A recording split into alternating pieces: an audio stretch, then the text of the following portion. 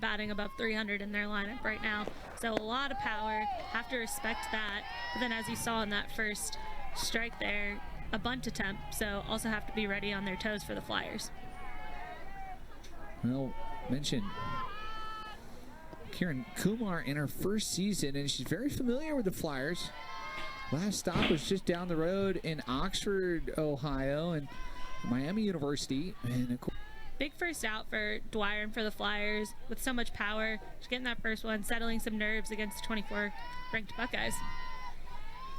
Now Jasmine Burns will dig in.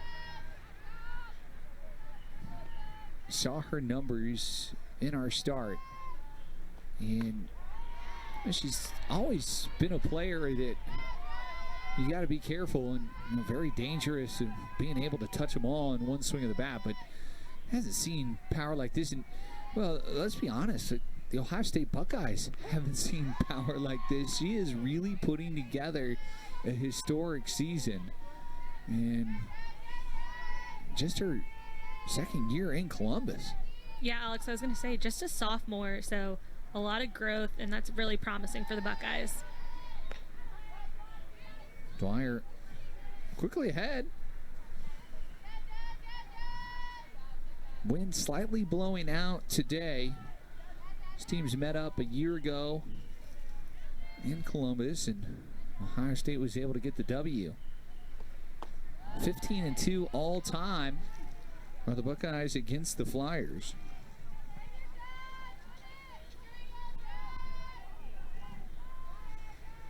A 2-2 pitch to Burns. It's fouled off down the right side and just out of play, as Nora O'Donnell will let that go. Now, 20 home runs that Burns is on right. This is tough for the Flyers. First two batters, they were able to get out, and Hadley Parisian and Jasmine Burns. It was a soft hit out to right field by Reagan Milliken that found grass, and now Kara Clark, head coach at Dayton, is going to talk with first base umpire until Guidry. Did Molly Grace get that tag down?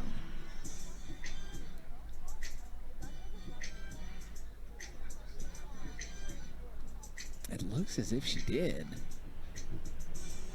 Maybe not. It looks really close, Alex. I can't tell if there was any contact on the helmet there for Grace. This is probably our best look that we're going to have.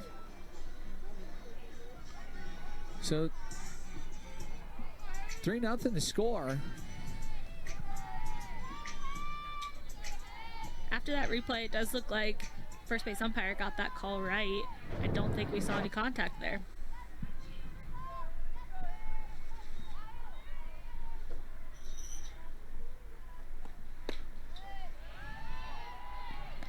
So now the batter will be Haley Lang.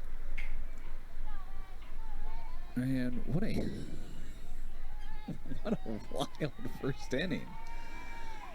And Haven Dwyer still trying to get out of it. Kyle, how difficult is it as a pitcher when you feel like you got your good stuff and you still are just out there in the circle just fighting?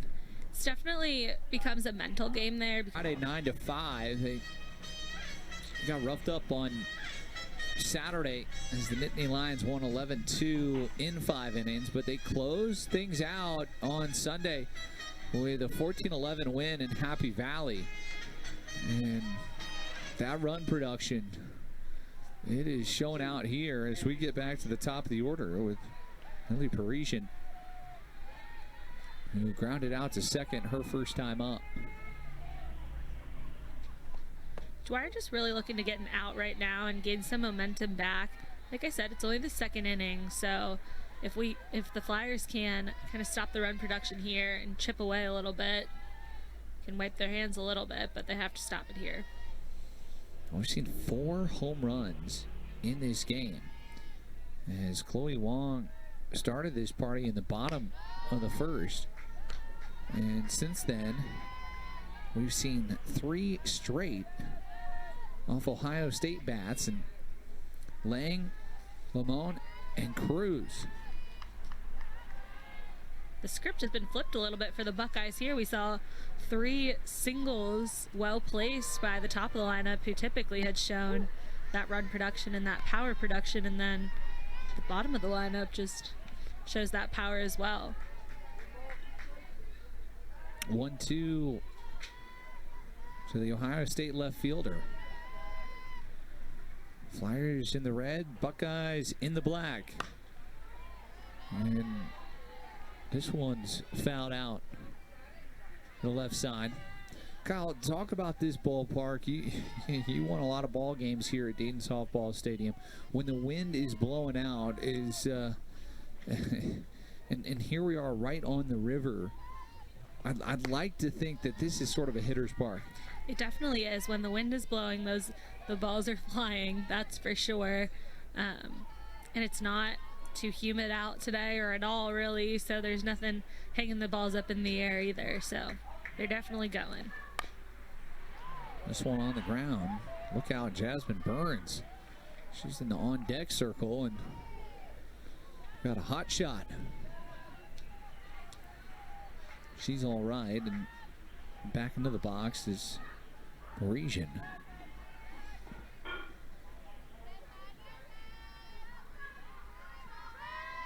The 2-2 pitch from Dwyer misses low, and the count moves full.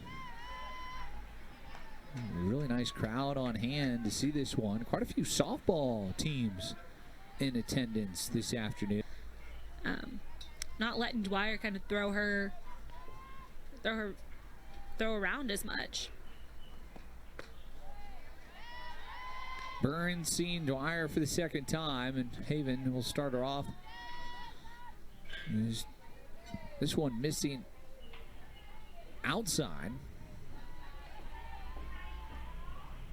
Gets the signal, checks that wristband, and comes home with the 1-0. And Burns up in the zone. That looked almost like a beach ball, and big cut. That was a big swing. Dwyer was able to get Burns on that pitch as well in her first at bat, so maybe look into that one again. But with Burns's production, don't want to miss high anywhere.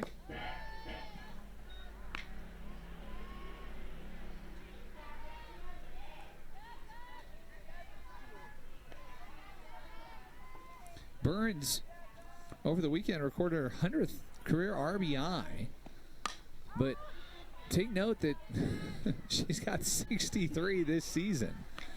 And Kyle, you kind of look at the numbers for this sophomore and you just scratch your head.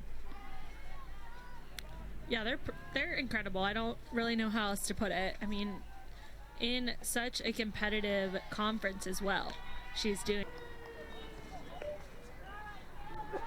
We've talked about the power and having to respect the batters here by the Flyers, so that right there is just some smart softball, seeing that the corners are back and putting down a bunt and killing with some speed. And Jasmine Burns in a great spot here. 8-2 game, runners on the corner for the best bat in this Buckeyes lineup.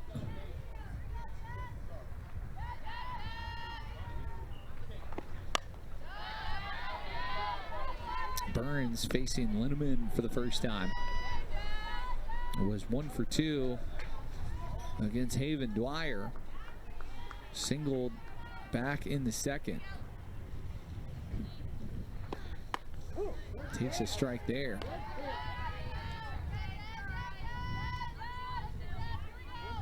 This is definitely a situation that the Flyers were trying to avoid, having Burns up with runners on. Both times she's gotten up previously, there hasn't been anyone on base, so the hit that she got last inning wasn't as big of a deal as maybe a home run with 2 runners on. 63 RBIs on the season.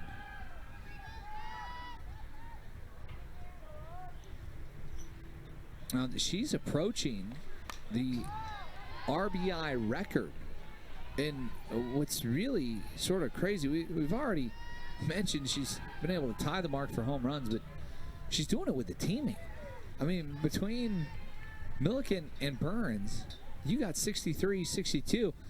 First one trying to get to 66, and we're in mid-April. Plenty of time to do it, so that's very exciting. And I think that speaks volumes to what Ohio State's done here for 2025, because you have a record all-time at Ohio State, and you're going to have two players most likely break that record in the same season. Justice moves up to second base. And here's Maddie Capsamalis. Number 19, Maddie Capsamalis.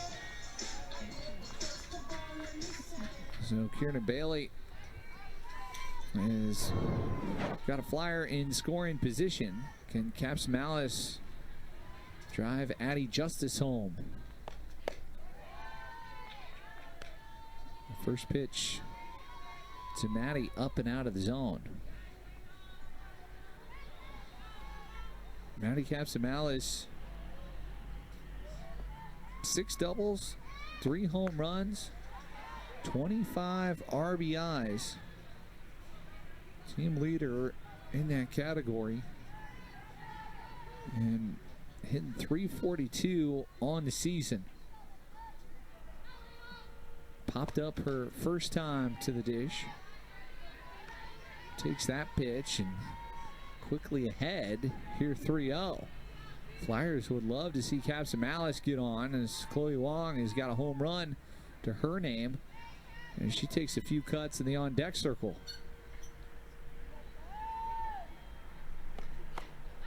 Swing and a miss, and a green light for Maddie Capsamalis. A little bit surprised at that green light, but I still love it. You're going to get a good pitch. Pitcher doesn't want to walk someone 4 straight balls, so I like that swing. Especially for Gerhard, and knowing what Wong did the last time up. Capsamalis fouls this one back, and credit Gerhard, who's now been able to work this count full. Yeah, great job of just coming back and throwing 2 competitive pitches to get it back to even for Gerhard.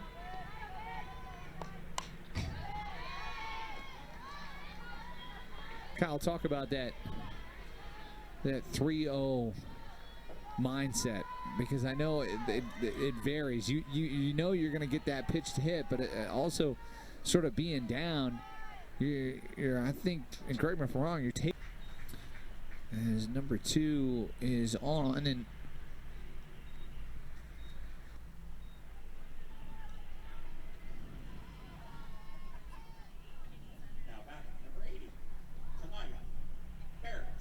Shively off that pinch hit appearance in the bottom of the 4th.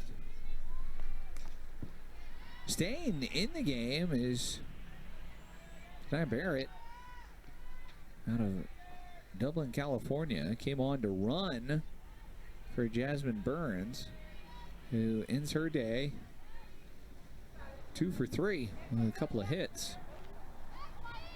See what Barrett's got at the plate. Takes that pitch.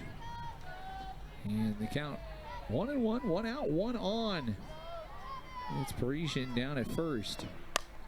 This ball lifted high and out in the parking lot. Barrett, for the season, a 300 hitter. Has spent the majority of the year coming off the bench. 3 RBIs. Checks her swing and fouls this one off. That's a testament to Linneman and sort of where she is right now, and feeling good out there in the circle, because that's the second time we've seen an Ohio State batter sort of hold up and foul off a pitch sort of high and tight. Yeah, Linneman doing a really good job of just placing the ball, keeping them, painting them on the corners, and not giving anything too good to get really solid swings out of.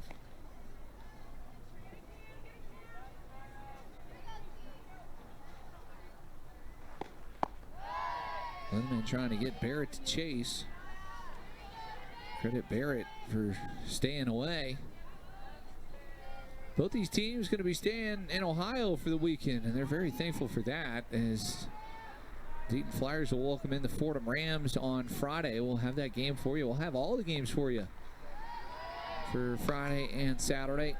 As 4 o'clock start Friday afternoon. Saturday's doubleheader will throw over to Grace for 2025.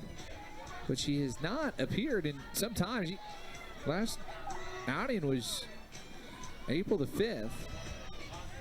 So a week and a half off. And we'll see what Buckeyes got here against the Flyers. It's also important to note that for Buckeyes' last outing, it was just 1 out that she recorded against the Bruins. And kind of fascinating, Kyle, and that we got pitcher facing the pitcher. And Linneman grabbing the bat here.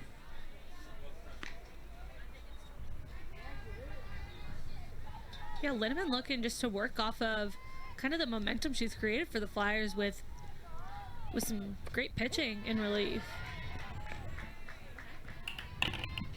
So Linneman is batting in that DP position and role.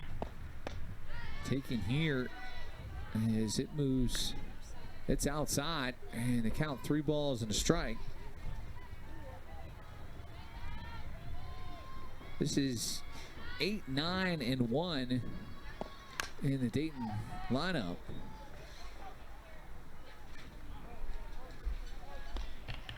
Pitching for Ohio State, number 21. Final line, sort of work around some chaos, which is saying a lot for a freshman.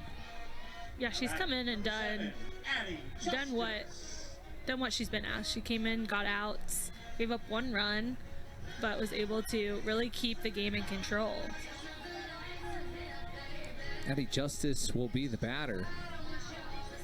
I think there's some confusion on the card as Sharon Kumar trying to check to see sort of that pinch hitter role and what Linneman, the pitcher coming in and taking the spot.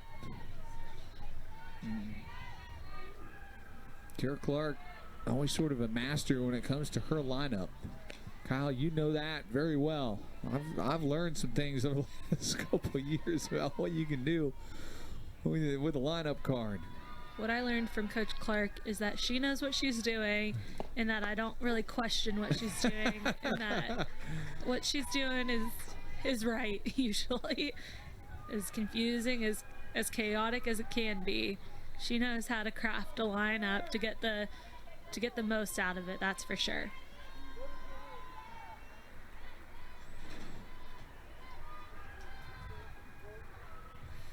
Addie Justice trying to slap that one down. It was a good pitch by Gowicki. And Gowicki trying to find her first out this afternoon.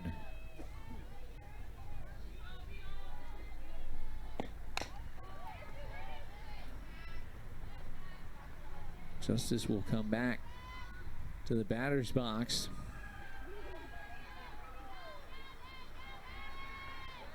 Flyers in need of 2